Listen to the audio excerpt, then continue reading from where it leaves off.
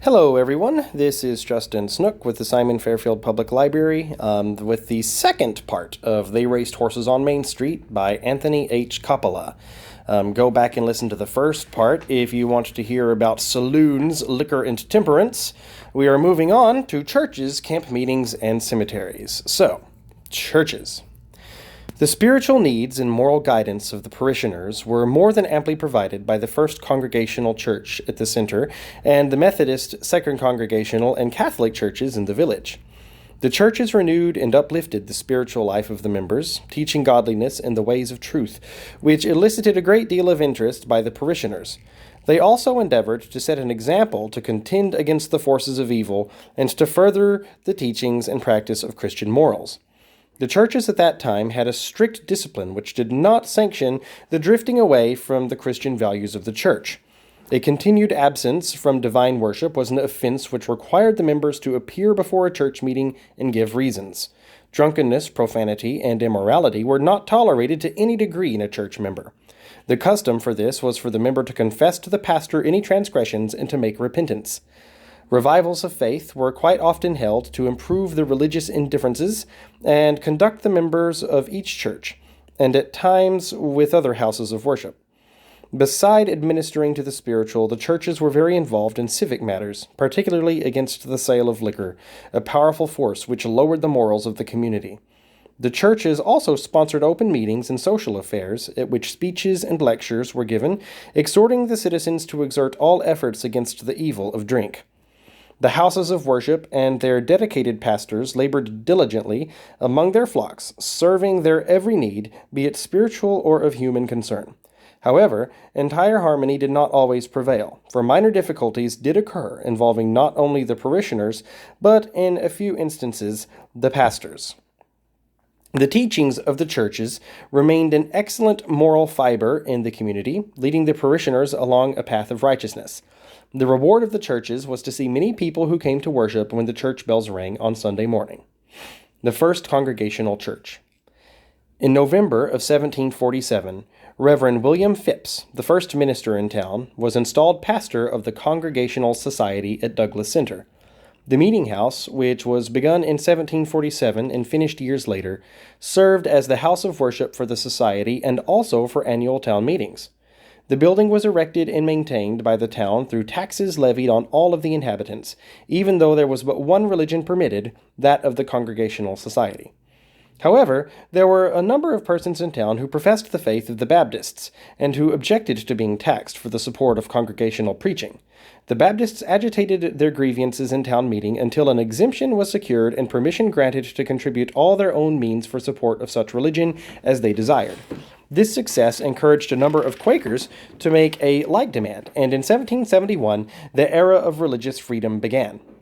The town still owned the meeting house and still supported the Congregational Society by selling the pews and pew ground. The minister's tax was paid by only those of the Congregational faith. Following are copies of the foregoing.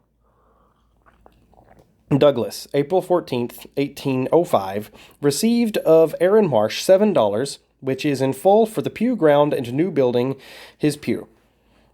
The pew ground is what was added to his pew from the pew ground, one purchased from the town of Douglas, which is added to his pew as witness my hand. Attest, Aaron Benson, Benjamin Craggan. Douglas, September 29th, 1806, received of Aaron Marsh, guardian to John S. Rydell, Prudence Rydell, and Fanna Rydell, viz. 6 cents for John and 4 cents each for the other two, which is in full for Congregational Society in Douglas, tax in my hand against them, Samuel Cummings, collector of said society. The membership of this first church in the town of Douglas started with 23 persons in 1747. It had a steady and large growth for about 20 years, and then was much reduced by dissensions and other causes, so that by 1808 there were only 27 members. In the same year of 1808, Reverend David Holman was selected as pastor and immediately increased the membership by a large amount. In 1834, the old meeting house was taken down, and the present First Congregational Church was erected in the same year. Also, in 1834, the formation of the church in the East Village greatly reduced the old church at the center, so that when Reverend Holman closed his pastorate in 1842, the members numbered only 102. The church continued to decline in material strength on through the 1880s and into the 1900s as well. This is the first Congregational church at the center, still standing. This is the interior of the first Congregational church, much as it appeared in 1834. The photo was taken in 1990. And here is another picture of the first Congregational church interior. Note the posts in the left and right-hand corners, which are actually chimneys. The Congregational Society, later known as the First Congregational Church of Douglas, was served by 17 ministers from its beginning in 1747 up to 1908. Of these ministers, 2 served long pastorates of 34 years each. The vestry of the church during this period of 1868 to 1908 was used for many purposes: fairs, strawberry festivals, bazaars, plays, and numerous other functions. At one time, the vestry was used for a skating rink.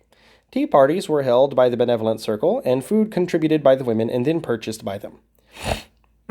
Up until 1894, the annual town meetings were also held in the vestry, and on the day of the meeting, buns and the town meeting gingerbread could be purchased and oftentimes done up in a bandana handkerchief and carried home. At one time, the First Congregational Church was one of the largest and most influential in the conference, and was complimented in this manner. May 1877.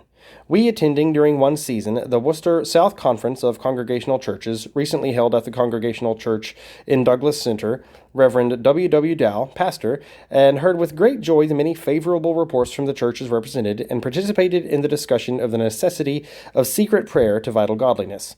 We were impressed with the earnestness and fidelity of the pastor's president, and thanked God for the results given. In 1878, an incident occurred which involved a deacon who had certain duties pertaining to the upper part of the church, and owned a fast-trotting horse which insisted on trotting full speed up to the church door. So the deacon, who thought this was undignified, traded the horse for one which was more moderate. After the church was renovated in 1900, lacking the money to replace the old windows with stained glass windows, a plan was adopted to restore damaged glass and to make the windows more pleasing by having them painted in soft and mellow shades. Within a year or two, the paint on the windows began to crack and flake off. Soon there were splotches of sunlight here and there in the auditorium. These irregular areas of light would settle during worship on the faces of the people and on the hymn books they held, as well as on the pulpit and on the backs of the pews. In order to correct this deplorable situation, Mrs. Cynthia Lee Church, a staunch member of the congregation who wished to have memorial windows, set about to find a way to get 7 windows that were needed. Her plan found favor, and several planned to contribute windows in honor of their dead relatives. The only unique thing about the movement was the way in which the money was subscribed for the window in memory of James Wells, a pastor of lovable traits and distinguished service. The couples whom he married gave money for this. When not enough, couples were found to pledge money for the price of the window, and when some couples refused to give because they had no reason to feel kindly towards the man who yoked them together for life, the fund was completed by a general subscription. Miss Cynthia Lee Church died in December of 1906, and her plan for the memorial windows were carried out just as she wished. The First Congregational Church at the Center, limited to this day and date of December 12, 1907, opened its doors at 5 o'clock this afternoon, and from this hour till late tonight, the Christmas bargain hunters swarmed the vestry and surged hither and thither from booth to booth. The purpose of the sale was to provide the Douglas Center folk with Christmas presents, and incidentally to increase the surplus in the treasury of the church. About 6 o'clock, there was a lull in the swishing of skirts, the shouting of the salesgirls, and the arguing of the hordes of customers, and during this lull, supper was served to all comers. When it was all over late tonight, everybody said that it was Douglas Center's greatest Christmas sale, and that, if you please, is no small matter. The First Congregational Church, which began 160 years ago, still continues to show a great deal of perseverance, although it had to give up much of its choicest strength through the years, much of it due to removals, members leaving the church. Methodist Episcopal Church.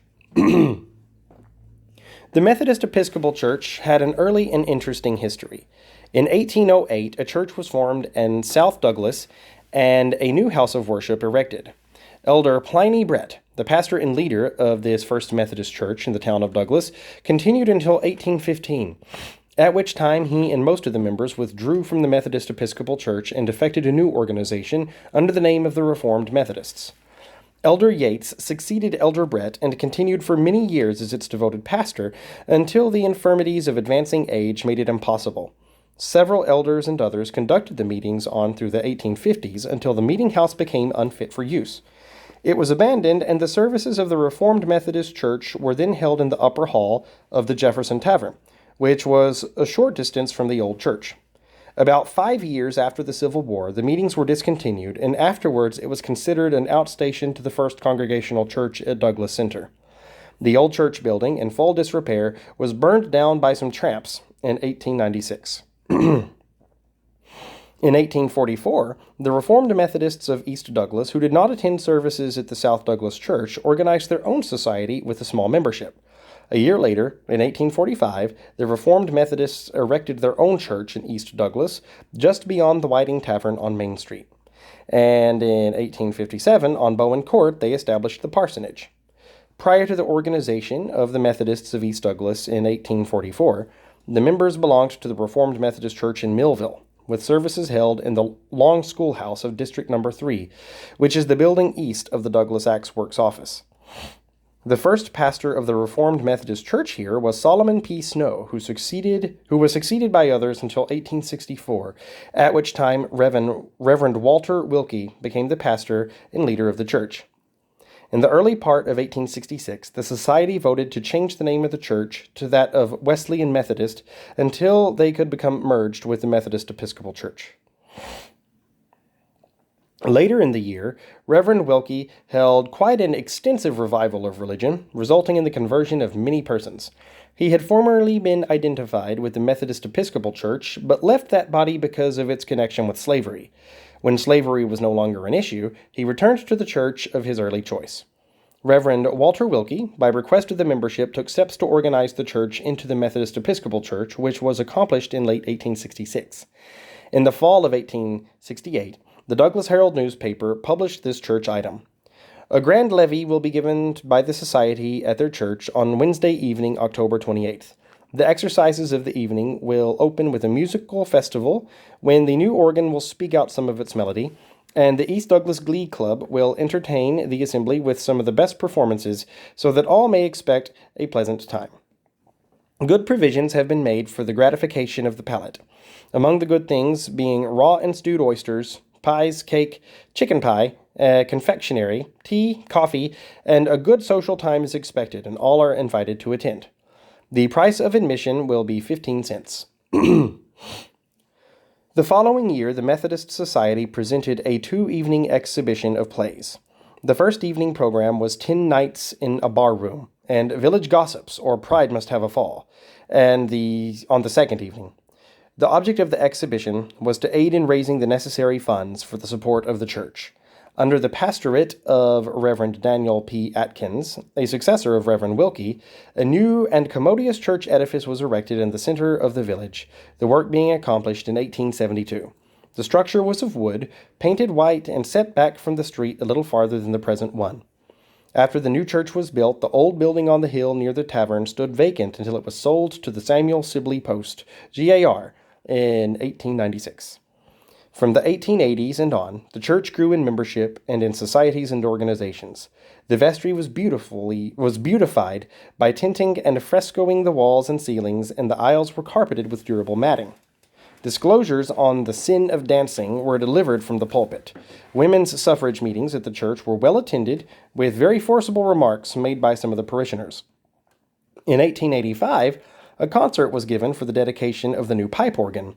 The organ was tested to its full extent by J. L. Gilbert of Boston, and it proved to be a fine-toned instrument. The singing, under the direction of William Hunt, was excellent and consisted entirely of local talent. In the spring of 1904, the 4-story central block, the largest building in town, caught fire and was completely destroyed. The fire spread to the Methodist church, which stood but a scant 30 or so feet away, completely engulfed it with a mass of flames, and leveled it to the ground, along with the central block. Out of the ruins, the present church rose, and was completed before the year was out. There were few, if any, in town who believed that such a structure could possibly be built in so short a time. Reverend Shirley D. Coffin, pastor of the church, was much admired for his hard work, which made it possible for the town to have a new church building. Reverend Coffin labored ceaselessly to solicit donations, which were many, not only from the church members, but also from many of the citizens of the town.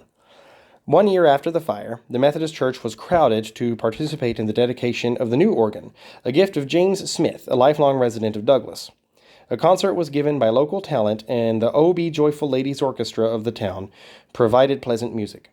The bell for the church was built in 1872, was cast in Sheffield, England in 1869. During the big fire, the steeple crashed to the ground and the bell was severely cracked by the fall. C.W. Tobridge of Whitensville, Massachusetts, graciously donated a 1,200-pound bell for the church in 1904. A couple years later, 1906 to be exact, an incident occurred which involved the new bell, the church, and the school committee. An account of the whole affair by the Worcester newspaper follows. Bell no longer rings for school children. Trustees of East Douglas Methodist Church cancel agreement made with committee. November 1906. The smooth-voiced resonant bell, which had been rung 4 times a week to call the Methodists of East Douglas to worship in their church on Main Street, and which, since beginning in the spring of 1905, has been rung 10 times a week to signal the children of the village that school would begin in 15 minutes, has been forced to renounce its civil duties and confine itself exclusively to its religious functions. The trustees of the church have decreed it. The key to the church, which Agalon B. Simmons, janitor of the East Douglas schoolhouse, had been allowed to keep for his convenience, has been called in by the trustees. In the spring of 1905, Reverend B. Blanchard, then chairman of the school committee, and Francis S. Brick, superintendent of the schools, agreed that there might be fewer cases of tardiness in the schools if the children were made aware that school would begin within a certain number of minutes. Wishing to try this plan, they singled out the Methodist bell. The trustees of the church consented when Reverend Mr. Blanchard promised that the school committee would pay its share in keeping the bell in repair. Agalon B. Simmons, who has been obliged to go down in the Methodist church twice a day to ring the bell, is not displeased with the recent action of the trustees. Even if their action could have been construed as a reflection upon his capacity as a bell ringer, he would have harbored no resistance. When asked to give up the key, he did so joyously. He hopes that nothing will induce the Methodists to reconsider their decision. Mr. Agalon B. Simmons says that the school committee has not yet decided whether or not to have a bell rung in the future to announce that it is time for school. There's no particular need of it, he commented. Children in Douglas are so anxious to go to school that they are down here as soon as they get their breakfasts. I have seen them here as early as 7:15. For the entire century, 1808 to 1908, the Methodist Church survived many hardships, changes, and disaster. The first house of worship was built in 1808 at South Douglas and abandoned when it became unfit for use. The second house of worship was erected in 1845 on the easterly end of Main Street in Douglas. And the third house of worship was built in 1872 on Main Street, necessitated by an increased membership and added social functions.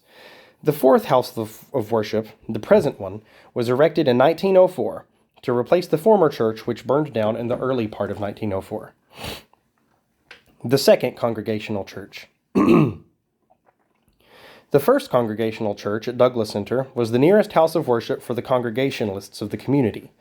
The distance from the village to the center was 4 miles of travel in the worst of weather, over a road which was almost impassable, and in some places dangerous and extremely difficult for the horse-drawn vehicles.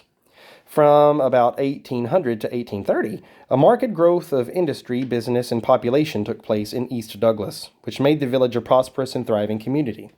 Because of this growth, large numbers of parishioners who attended services at the center now lived in East Douglas.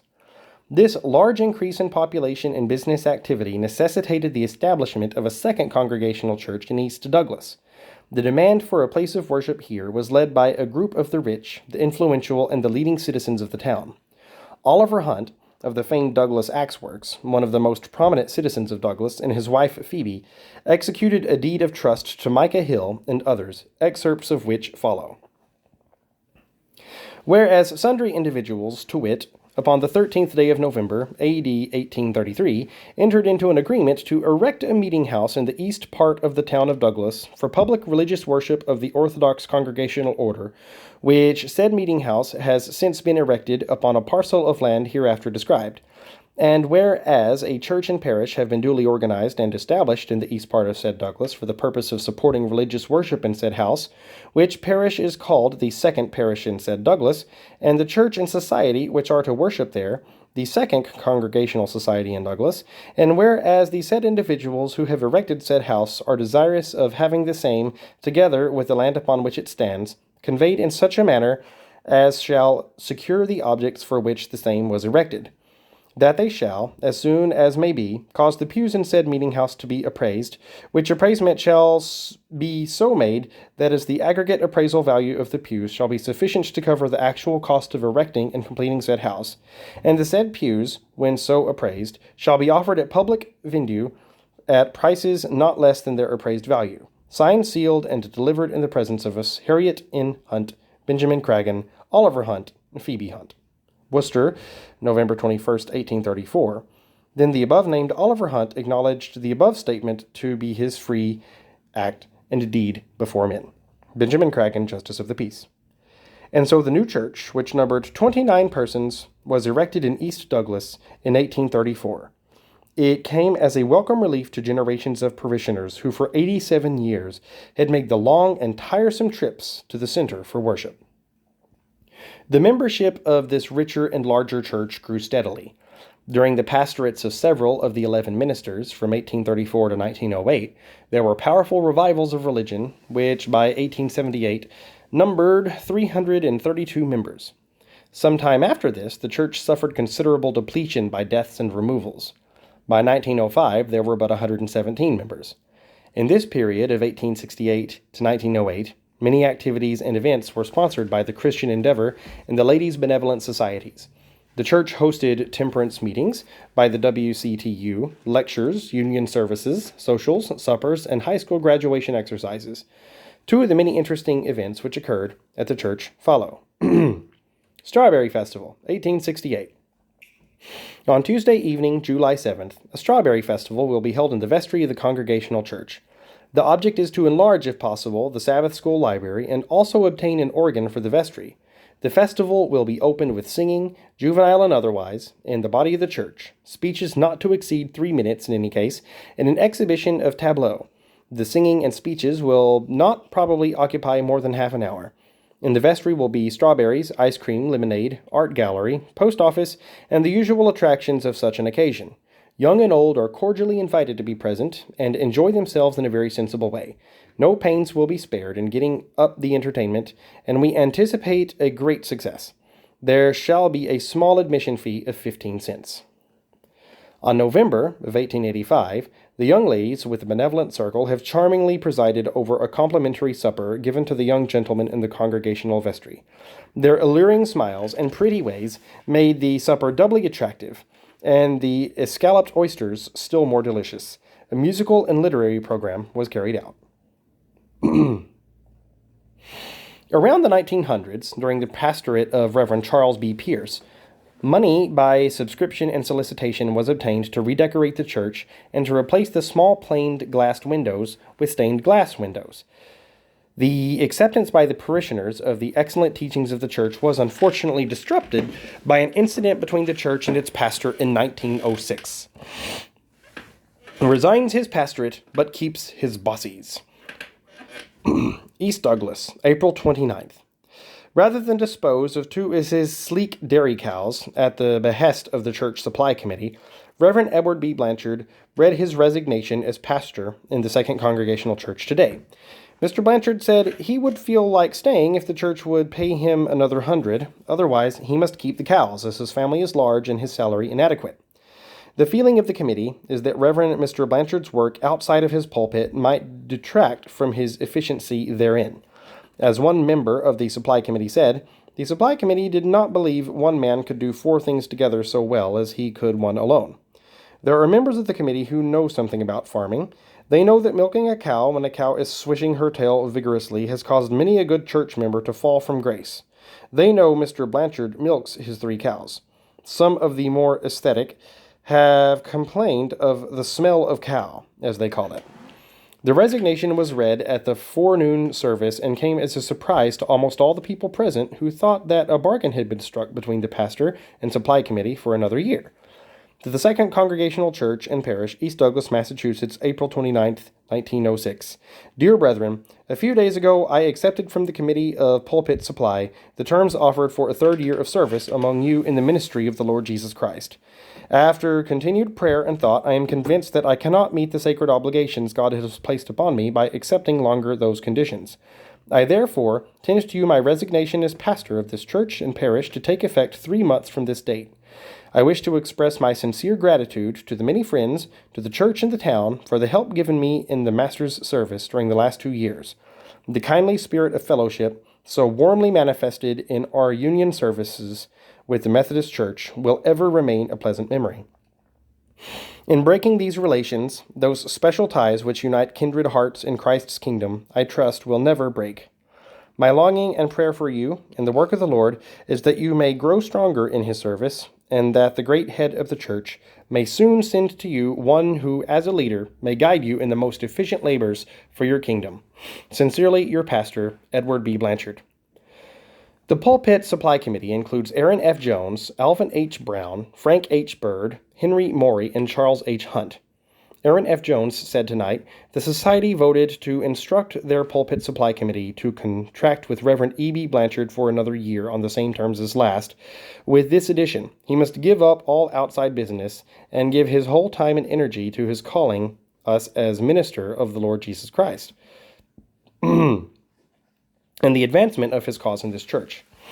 Last year, he received a salary of $800, free use of the parsonage property, where there is a house, barn, and small lot, and 3 weeks vacation, the privilege to preach Sunday afternoons at Douglas Center, for which he would receive $250, and do such other parish work as he may desire, not to conflict with his regular parish work in East Douglas.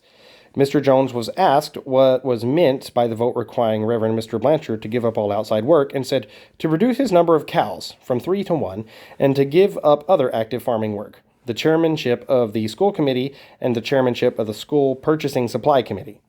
I will not deny, said Mr. Jones, that it is an advantage to the schools to have him as a chairman of the school committee, and no fault is found with his parish work. The only reason for these conditions was that the supply committee did not believe one man could do 4 things together as well as he could do one alone. Reverend Mr. Blanchard said he considered active farm work meant doing the actual labor incident to raising vegetables. That, he said, is all done by a man whom he hires. He said that he does milk the cows and do other work incidental to their care, to the dairying. He also keeps some hens, which he understands there is no complaint. I told the committee, said Mr. Blanchard, that if it would give me 100 extra, I would give up the cows. If not, owing to my large family, my salary is inadequate to support us. Mr. Blanchard was pastor of the Congregational Church in Brookfield 8.5 years before he came to East Douglas 2 years ago. His relations with a large share of the people in the church seem to be of the best, and there is a decided feeling among them that the cow question ought not to separate pastor and people, and that the fancied smell of cow complained of in the Friday evening prayer meetings should not be powerful enough to bring about so much feeling in the church. Newspaper correspondent wanted in Douglas and East Douglas. Wright Box T, Webster, Mass.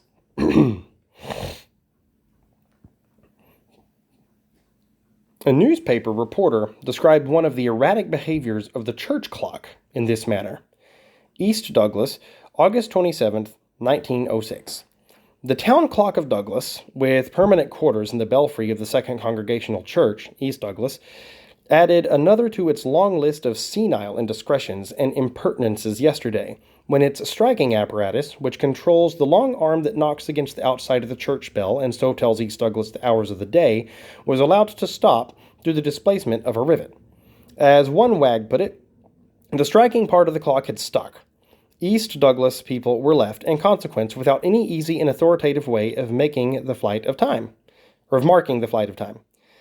Even the dogs along Main Street that make a practice of yelping when the church bell sounds were silent after the bell was rung for the morning service. These dogs have not been trained to bark without the accompaniment of the bell, and they cannot be relied upon to bark the hours of the day when the clock isn't striking at the same time to let them know when to begin and when to stop. The town clock has come to the most trying part of its career.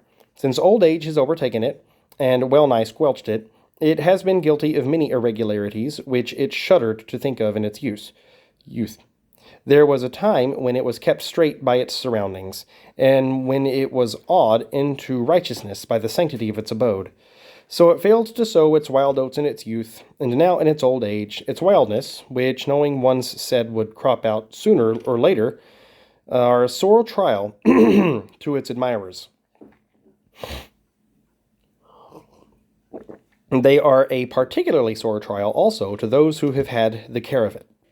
Joseph Martin, who was its physician until August the 7th, was fretted almost into nervous prostration by its follies. Since then, it has kept Mr. Martin's successor, Joseph Quinn, so busy running over from his home on Gilboa Street to lubricate some section of its decaying anatomy that he has lost flesh palpably. And the newspapermen in town, who have been trying to keep tab on its caprices, have been all but driven to drink, so monotonous did the work become.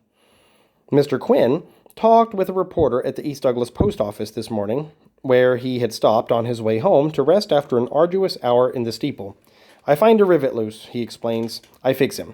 The clock was thus enabled to go about its task of striking once more, and no new caper had come to light in the late hour tonight.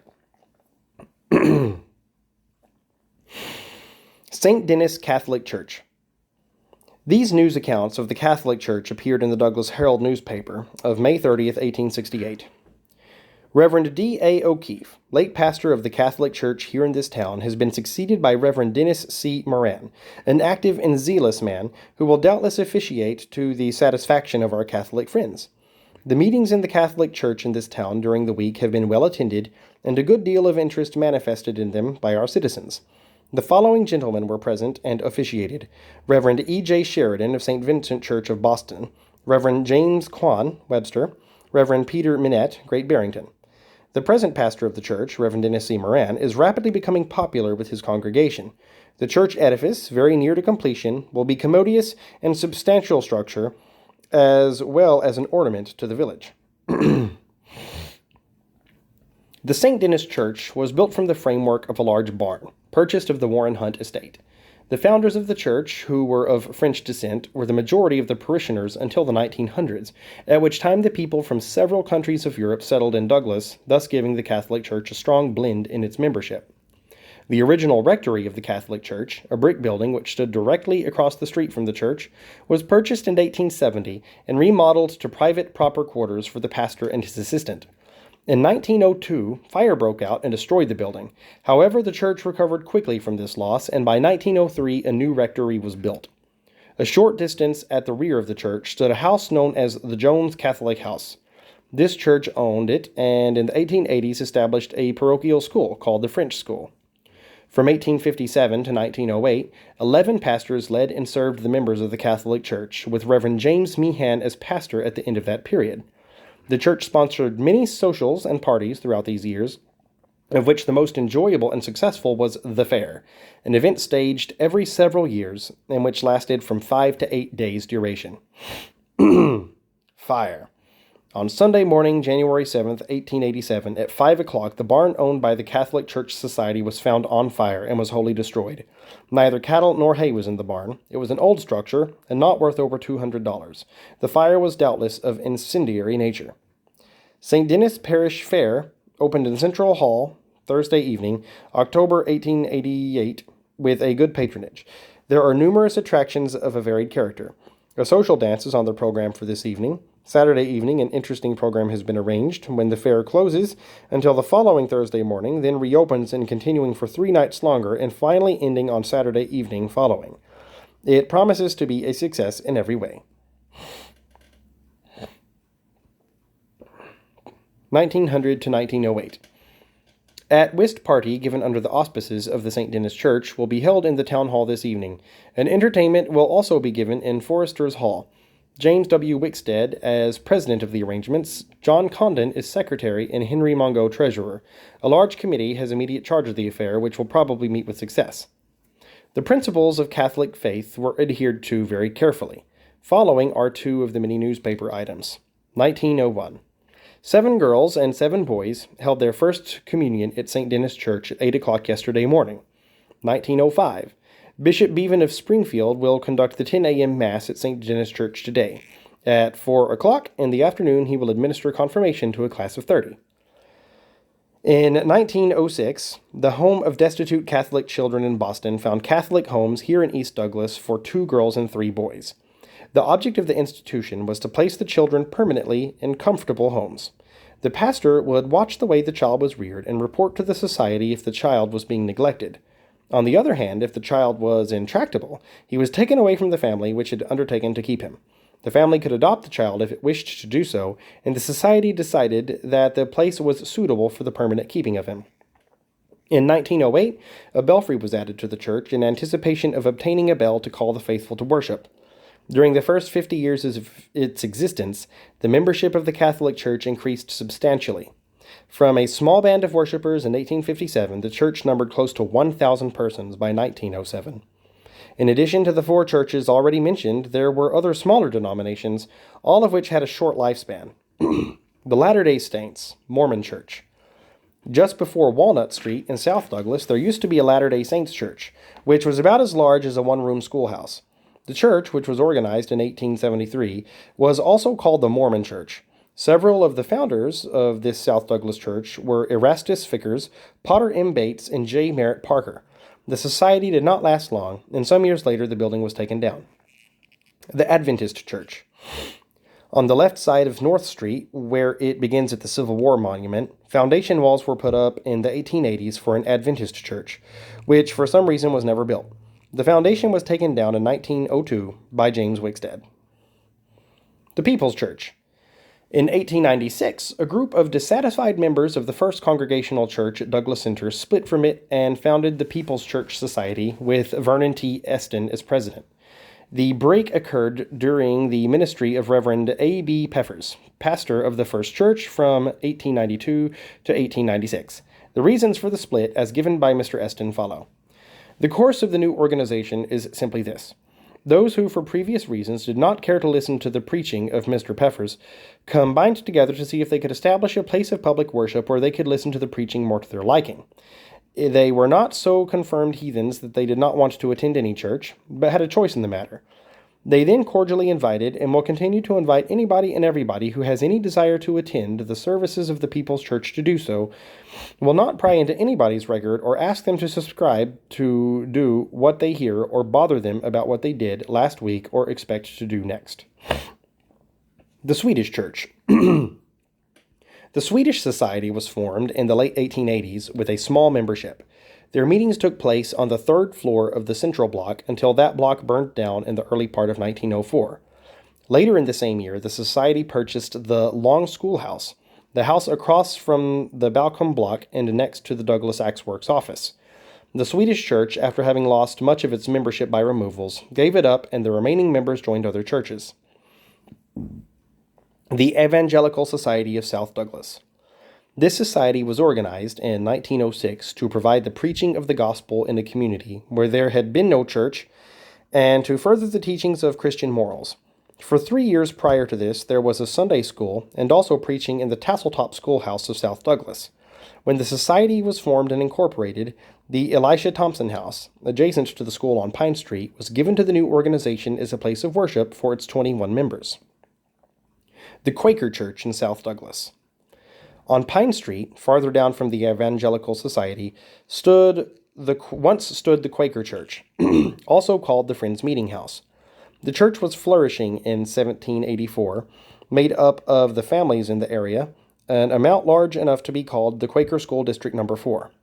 After the building was abandoned during the 1800s, it was reported that the old church was haunted, presumably by occupants of the adjoining graveyard. For a considerable time, these claims caused much uneasiness to the dwellers nearby. It turned out, however, that during a certain part of the day, the rays of the sun falling upon the imperfect window panes were seen as forms flitting around the church. The pastors. On the Sabbath day, the people came to church from all directions, on foot, in carriages, in farm wagons without springs, some drawn by oxen, others by horses. The parishioners came to worship and to offer thanks to the Lord for his bounties. The pastors encouraged and enlarged the faith of the members by preaching 2 lengthy sermons, one in the forenoon and the other in the afternoon. These eloquent and powerful sermons were of the literal hell doctrine, for during that period there were very few quiet preachers. The pastors were dedicated men who consistently labored to teach the truths of the Bible. They tended their flocks with words of comfort and encouragement whenever illness or tragedy struck. They also worked with zeal to enlarge their memberships, hopeful that baptisms would outnumber departures. This list of church services was taken from an issue of Our Home Journal, printed in East Douglas. May 1877. Sabbath school, Sabbath noon. Church services, preaching at 10:45 a.m. and 1:45 p.m. Evening services, missionary concert, first Sabbath in month. Sabbath school concert, second Sabbath in month. Prayer meeting, third Sabbath in month. Union temperance meeting, fourth Sabbath in month. Prayer meeting, Thursday evenings. Several years after he ended his pastorate, Reverend William T. Briggs, pastor of the Second Congregational Church from 1866 to 1887, wrote a lengthy article setting down his convictions about the compromising of church integrity through worldly affiliations. His entire article was printed in the newspaper, excerpts of which follow. 1891. Church entertainments. I have a conviction that the church is losing its strength. We have reached a stage where the church needs to pause and take observation. Young people must have amusements. To reach and hold them, they must be entertained. But does this justify church members in patronizing theaters, ballrooms, billiard saloons, and card tables? Let me say that the church was not organized to furnish entertainment for its members, either young or old. It is curious and significant to note the drift of evangelical churches to raise funds, to reach and hold the young. The quotations that follow are literal quotations from secular papers. A church advertised a sawing match by young ladies, members of a Bible class. The young ladies marching in with sawhorses on their shoulders, the best sawyer receiving a book, the worst, a bottle of Miss Winslow's soothing syrup. And at a fair, for the benefit of the church, is advertised to close with a broom drill by 42 young ladies and a musket drill by the sons of veterans. Finally, at the church Thursday evening will be a missionary ball and bazaar. Gentlemen are requested to secure their partners before the oysters and ice cream are all gone. The Ladies' Aid Societies. The Ladies' Aid and Benevolent Societies were formed to carry on the social life of the church and community. The societies raised funds for the support of preaching, maintenance of the church and parsonage, and also for other laudable objects. Their socials and functions were numerous, such as levees, lectures, whilst parties, bazaars, concerts, plays, fairs, dances, lawn parties, clam bakes, and musicals, some by the East Douglas Glee Club, and all of which had a large patronage. But the most notable of all were the church suppers, which served a double purpose in catering to a taste and appreciation for the moral drama. There were butterfly suppers, chicken pie suppers, coffee suppers, colonial suppers, which were presided over by the ladies who wore colonial costumes, and of course the strawberry suppers, the menus of which consisted of cold sliced ham, bread, strawberries and cream, fruit, nut gelatins, confectionery, ice cream, cake, tea, and coffee. Needless to say, on many occasions these industrious and frugal groups were the backbone and salvation of the churches. And here we will end this reading, and we will pick up in the next episode with camp meetings. Thank you very much.